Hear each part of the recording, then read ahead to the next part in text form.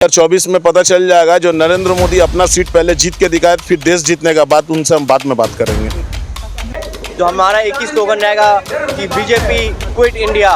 ये 2024 में देखिएगा कांग्रेस बीजेपी को हटा के वो सत्ता में आएगा। लाल किला में इंशाल्लाह ताला कांग्रेस का झंडा और भारत का झंडा लहराएगा।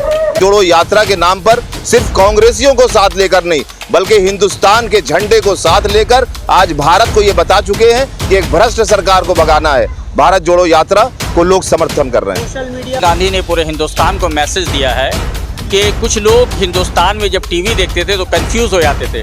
वो कंफ्यूज इसलिए होते थे कि गोदी मीडिया ने गलत प्रचार किया करता था भारतीय जनता पार्टी का, लेकिन आवाम पूरे हिंदुस्तान कभी भी भारतीय जनता पार्टी के साथ नहीं थी।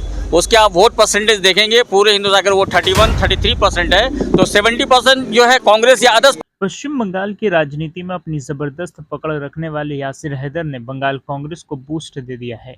जी हां, यासिर हैदर कांग्रेस में शामिल होने के बाद लगातार सड़क पर उतरकर जनता के मुद्दे उठा रहे हैं और जनता से जुड़ने की कोशिश कर रहे हैं।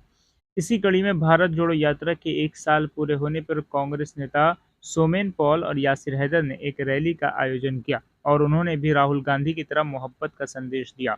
उन्होंने कहा कि राहुल गांधी के नेतृत्व में हम आगे काम कर रहे हैं, हम उनसे प्रेरित होते हैं और मोहब्बत का संदेश देते हैं। ये राहुल गांधी के भारत जोड़ो यात्रा का ही असर है कि आज भारत एक साथ जुड़ रहा है। आइए देखते हैं पूरी खबर। नेतृत्व का हिसाब से आज ऑल इंडिया में इसी टाइम में 5 से 6 बजे का बीच में ऑल इंडिया में आज भारत जोड़ो यात्रा का बर्थ एनिवर्सरी का वजह से हर जगह मिছিল किया जा रहा है। और ये भी यहाँ से सूत्र दिया जा रहा है, जो नफ़रत की बाज़ार में मोहब्बत की दुकान हम लोग को खोलना है, जो राहुल जी पहले भी बताए। और दूसरी बात, राहुल जी ऑलरेडी डिक्लेयर कर चुके जो इसी महीना में वो फिर से दोबारा भारत जोड़ो यात्रा चालू करने वाला, जो 3876 किलोमीटर है और वो बंगाल का ऊपर से भी जाएगी। राहुल गांधी खुद हम लोग का इस बंगाल में आएंगे, आके इस मिছিল को भी आगे सक्सेस करेंगे। मोहब्बत की दुकान की बात कर रहे हैं, दूसरी तरफ ये कहा जा रहा है कि इंडिया शब्द जो है गाली है। हरनाथ सिंह यादव जो बीजेपी के सांसद, उन्होंने कहा है कि इंडिया शब्द अंग्रेजों द्वारा दी गई हमें गाली है। इसके बारे में क्या कहेंगे? अगर ये गाली है तो इतना दिन इन लोगों को क्यों नहीं याद आया? आज देश का जो बात करते थे तो देश को अगर इतना ही उनका नाम इनको इतना ही ख़राब लगता है, अरे हम तो पहले हम लोग का यहाँ का प्राइम मिनिस्टर जो है नरेंद्र मोदी जी, हम उनको बोलेंगे जो अपना घर नहीं आप संभाल सकते हैं तो आप देश का क्या संभालोगे? इंडिया आज आपको इतना बुरा लग गया है, जो इंडिया का आप खुद इंडिया का भूमि में आप पैदा होके आप अगर इंडिया को गाली बोलोगे तो इससे शर्म वाला बात तो कुछ हो ही नहीं सकता है। इंडिया शब्द से ऊर्जा नहीं मिलती है, एनर्जी नहीं मिलती है जितना भारत शब्द से मिलता है, ये भी कहना था सांसद जी का। उनका सिर्फ उन लोगों को एनर्जी सिर्फ एक ही चीज़ में मिलता है, हिंदू मुस्लिम का दंगाई करने से। यही उन लोगों का मेन एनर्जी है और यही एनर्जी ड्रिंक अभी तक वो लोग पी के आ रहे हैं, जो आगे चल के पीने वाला होगा नहीं। भारत जोड़ो यात्रा का आज 1 साल हो गया है और राहुल गांधी की लोकप्रियता कहीं ना कहीं बहुत ज़्यादा ऊपर गई है, लेकिन भाजपा सरकार ये कह रही है कि 2024 में आएंगे तो प्रधानमंत्री मोदी जी ही आएंगे। 2024 में पता चल जाएगा। जो नरेंद्र मोदी अपना सीट पहले जीत के दिखाए, फिर देश जीतने का बात उनसे हम बाद में बात करेंगे।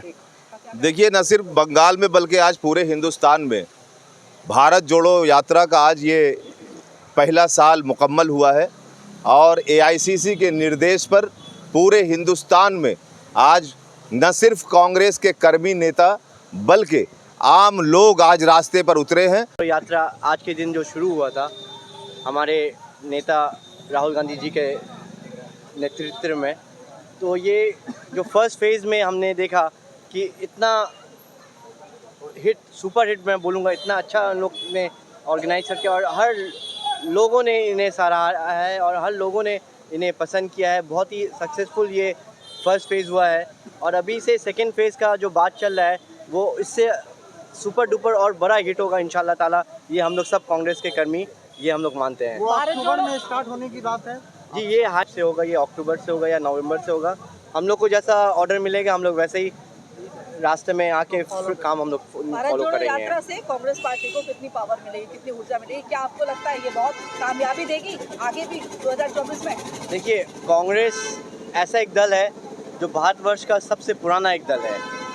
इस कांग्रेस दल में गांधी परिवार का जितना योगदान दिए हैं, जितने गांधी फैमिली में बलिदान दिया गया है, हमको नहीं लगता कि दुनिया में कहीं ऐसा कोई एक राजनीतिक दल होगा जिसके फैमिली मेम्बर ने अपने देश के लिए अपने आप को खो दिया है। और ये भारत जोड़ो यात्रा ऐसा एक इनिशिएटिव है जो मैं मानता हूँ कि 2024 में जब हम लोग जो बीजेपी का सरकार है, जो हमारा एक ही स्लोगन रहेगा कि बीजेपी क्विट इंडिया, ये 2024 में देखिएगा कांग्रेस बीजेपी को हटा के वो सख्त में आएगा, लाल किला में इंशाल्लाह ताला कांग्रेस का झंडा और भारत का झंडा लहराएगा। जैसे इंडिया इसको सारे विपक्षी इंडिया भी उठा रहे हैं, आप इसमें क्या कहना चाहेंगे? देखिए, ये हमारा जो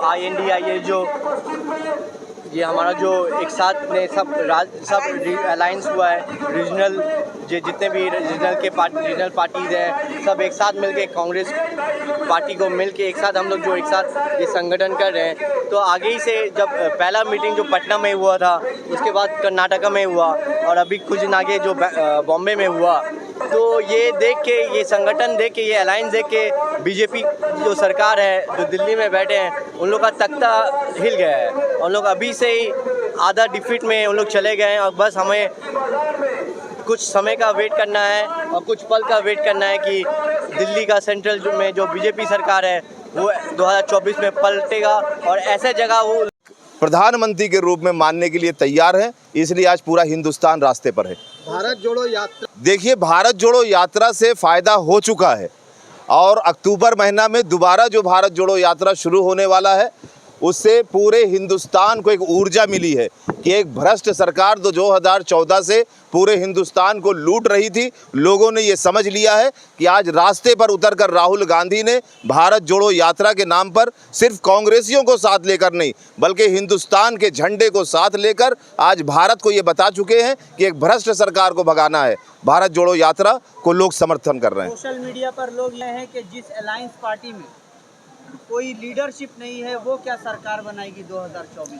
देखिए, नरेंद्र मोदी जी शायद भूल चुके हैं कि जब एक समय था कि राष्ट्रीय मोर्चा की सरकार हुआ करती थी और उस समय उनके ही दल के 2 नेता थे और वो अगुवाई में इन नेताओं के कांग्रेस के खिलाफ खड़े थे। आज वो सारे नेता जो उस समय उनके साथ थे आज कांग्रेस के साथ हैं और इंडिया के साथ हैं।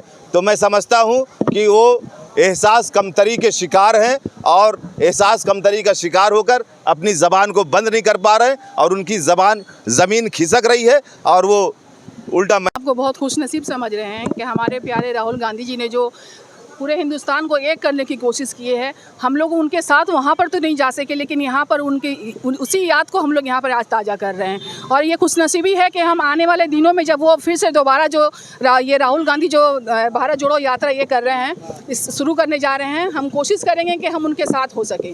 देखिए, वो ये यात्रा क्या है, लोगों तक पहुँचने का ज़रिया है। मोदी जी क्या करते हैं, मन की बात आते हैं, खड़े होकर के लाल किला पे बोल करके चले जाते हैं, लेकिन राहुल गांधी क्या करते हैं, अपनी मन की बात लोगों तक पहुंचाने का उनका क्या ज़रिया है, वो लोगों की बात सुनने के लिए जाते हैं।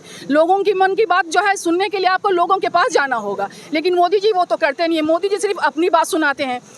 आवाम के साथ क्या हो रहा है, हिंदुस्तान के लोगों के साथ क्या हो रहा है, उनके ज़िंदगी में क्या चल रहा है, उन्हें क्या चाहिए, ये कौन सुनेगा? ये सुनने के लिए तो प्रधानमंत्री को तो घर तक पहुंचना पड़ेगा। हमारे प्रधानमंत्री जी, उनको तो फुर्सत है नहीं, वो तो नहीं, क्या मन की बात, देश की बात कर रहे हैं, कुछ नहीं, वो अपनी मन की बात करते हैं। उन्हें क्या चाहिए वो लाते हैं पब्लिक के सामने, आवाम के सामने। वो आवाम की बात सुनने के लिए, मन की बात करने के लिए नहीं आते, अपनी मन की बात ला के आवाम पे थोप के चले जाते हैं।